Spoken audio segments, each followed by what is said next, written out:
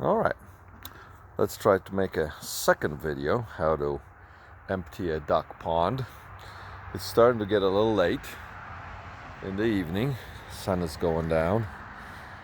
The first video I made a few days ago, I kept dropping the phone and my fingers were wet, so it kept pausing. It was in 4 stages. Hey guys! These little turkeys follow me everywhere I go.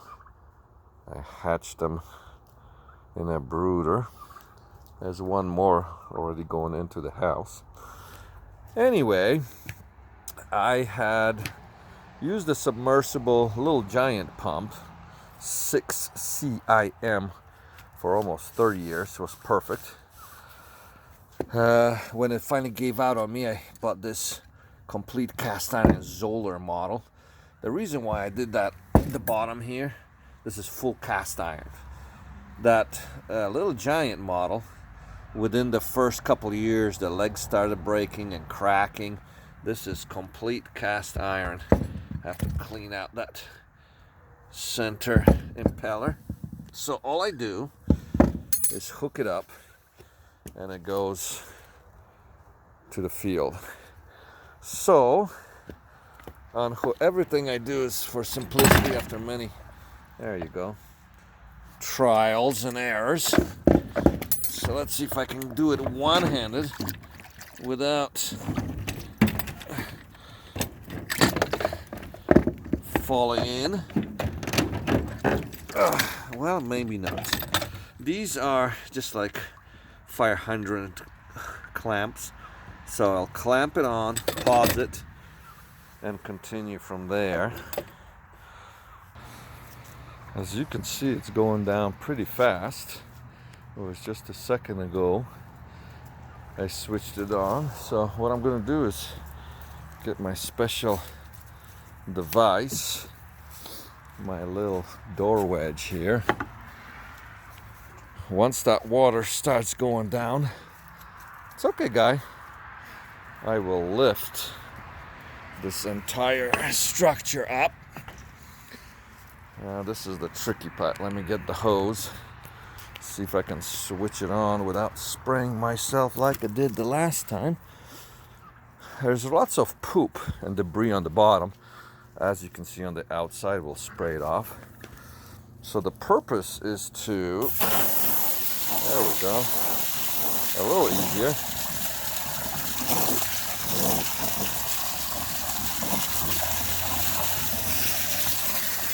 So now we're going to churn the water, circulate it.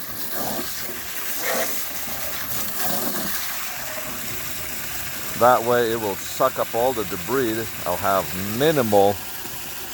have minimal debris left over that I spill on their yard. As a matter of fact, it's gonna all be gone.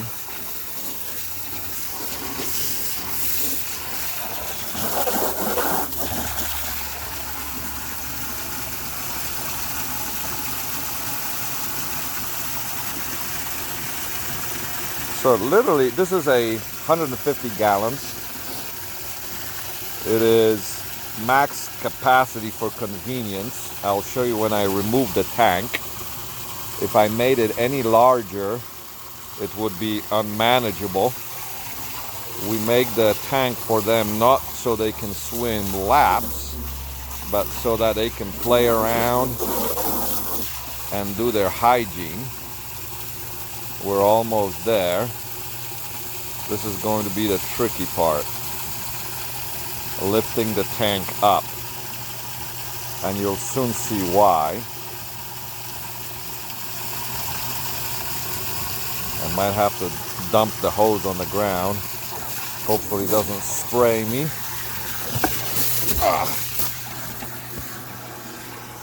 Now get our little shimmy here.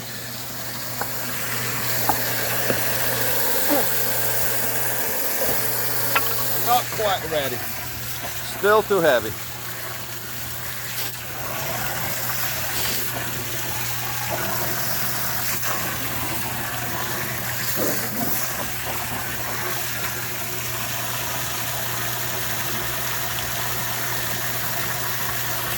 All right, one more try. There we go. There we go. Oh, come on.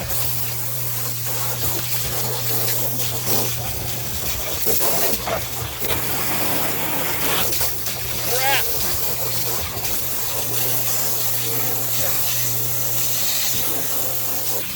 Woo!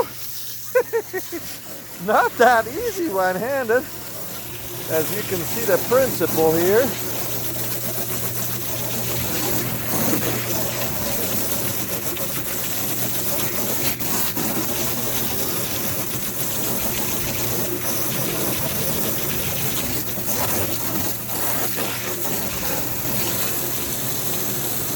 All right.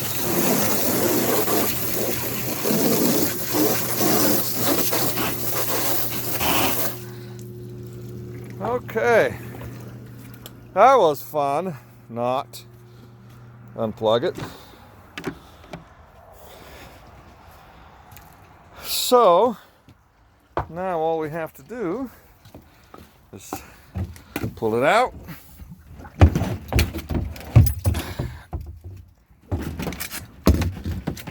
And latch it.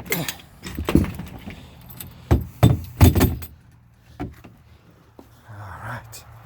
Ducks are, of course, making a huge mess. I gotta run and chase them off. They'll make huge holes in the yard. Alright, guys. Alright. Alright, come on, come on, come on. They will dig 1 foot deep holes instantly. Now this process I perform all year long. -20, does not matter. The water kind of seeps through, goes out the yard. Will I have an ice skating ring here? Yes, most definitely. So now we will take this out. Hey guys. Oh, come on, turkey. Come on, you're gonna fall. Come on out. Come on out. Come on. It's okay. It's okay. There you go. Little curious buggers. Take this out. I once read a very interesting post. How do you keep your duck pond water clean? And the response that I liked was, don't let the ducks in your pond. Some people have some elaborate systems, filters and all that, but I am a minimalist. So now with this big tank, all we do is pull it out.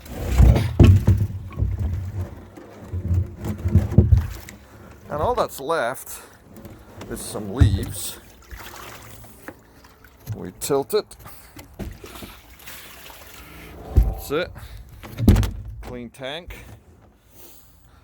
I found that this is the best system for them. While they splash all their water, they can't get a purchase with their feet, especially with the little ducklings. They just climb up on that. Now that we have this cleaned off, we're going to see if we can open the garden hose one-handed, and I'm going to pause for now. So as you can see now, the pad is all cleaned off. It's getting darker and darker, but you see that X on the bottom there? That's where the tank sits. And every time I slush it down, debris gets in there and builds up higher and higher. So over the summer, so come springtime, I'm gonna have to dig it out, because once I put this tank in there, and all we're gonna do is slide it in. There we go. And there she sits. And as you can see, it rises. It should be flush with the cement pad. And look how high it is. I can put 3 fingers in there. It should be flush, I mean, it should be at least one finger so I can put a finger in and lift it up, but not that bad. So all we do now is throw the garden hose in, put my timer for 20 minutes, and it's done. So how long did that take us? Maybe 5 minutes total time. Of course, it's a little sign I got for my birthday. It's a huge sign. Don't know where they got it. All right, time to put pause again. And there we are. So, like I said, I do it in winter time when the bacterial action is not as prevalent and the water doesn't get that dirty. Once a week in the summer, at least 2 or 3 times a week, you gotta change that water. That algae is all gonna, from the sides, is all gonna die off. So I really don't care about that right now. And here is my setup for my water heater tank. Modified it for a plastic water tank. This is the element here just hanging, and you can see if that were to touch the plastic, it will burn a hole through. So these are again some fire hose conduit extensions. I threaded it in, put a little loop of stainless steel wire, and lots of silicone. I might have to redo that a little bit. That's probably 3 years old, so I got a good life out of it. So that gets dropped in right there. Could I have conceivably plumbed it through the side? But yes, I could. But removing it, unplugging it, it would have been a disaster. This is much easier. Just plug it in, drop it in, and you are done. So that's about it. Let me back off. That is getting dark. It is really getting dark and quick. So that is how you clean your duck pond. I've got my bucket setups here. They freeze over every morning, so I just crush the ice. I have to convert them to the heated buckets. The reason you see this kind of setup on a bread basket, because the ducks love playing in water. As they splash the water, it hits the ground, they dig holes, and then they pull the water out, dig holes. That way it gives the water a chance to sink in the dirt. So I got one here, one over there, and a chicken drinker on top here, which I already took away because, like I said, it's preparation for winter. It goes into their feeding area, which is the greenhouse I built. I had a canvas tent, but now it was much lower. Now I can stretch out in it. It's semi-heated, and the pads for the heated water are over here. I've got my electric coming down. They've got one lamp. And it's hot.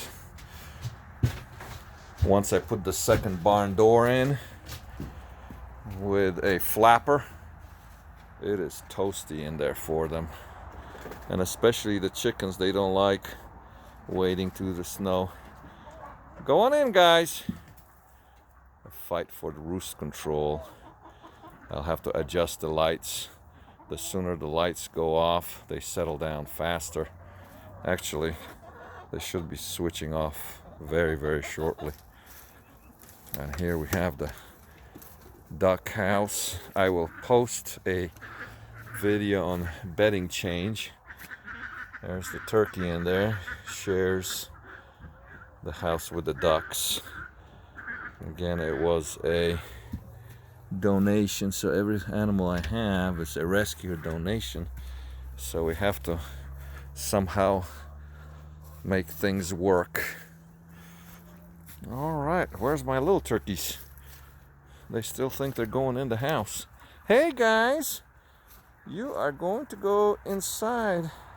It's gonna be your first night. Come on, let's get you ready. Get you on the roost.